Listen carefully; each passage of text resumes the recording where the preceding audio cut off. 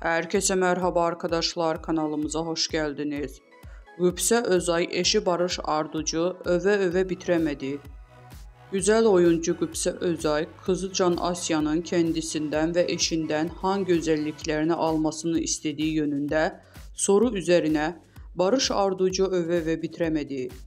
Kendisi gibi oyuncu olan Barış Arduç ile evli olan Gupse Özay bir dergide verdiği röportajda Can Asya senin karakterinin hangi özelliklerini babasının karakterinin hangi özelliklerinin alsın isterdin sorusuna tüm özellikleriyle cevap verdi.